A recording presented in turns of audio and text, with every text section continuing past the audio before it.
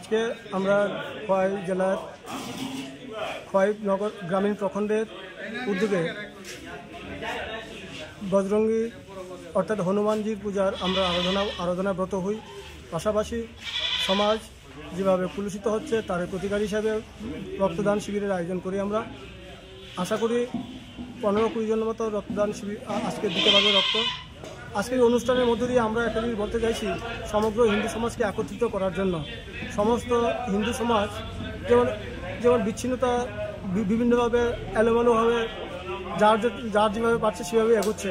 আমরা এই পুজোর মধ্য দিয়ে আমরা বলতে চাইছি যে এই এলাকা সোনাতলা গ্রামবাসী যত এলাকা আছে, সেই এলাকা যত হিন্দুরা আছে, সবাই একত্রিত হয়ে কীভাবে আমরা হিন্দু সমাজকে প্রতিষ্ঠিত করতে পারি, একচ্ছত্রে থেকে হিন্দু সমাজকে আগামী দিন বিশ্বের দরবারে আমরা পৌঁছতে পারি, এই উদ্দেশ্যকে লক্ষ্য রেখে আজকে আমাদের অনুষ্ঠানটা শুরু। মূলত আমরা বলতে চাইছি যে বিভিন্ন এলাকাতে মুসলিমরা যেভাবে অংশীদার হচ্ছে, একদিন দেখা যাবে যে সারা বিশ্বে, সারা ভারতবর্ষে, সারা ত্রিপুরাতে মুসলিমদের আধিপত্য কায়েম হবে।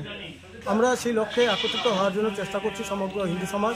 আশা করি কিছুদিনের মধ্যেই আমরা সমস্ত হিন্দু সমাজ একত্রিত হয়ে জনগণের কল্যাণে নিজেকে আমরা সবাই বিবেচিত করব।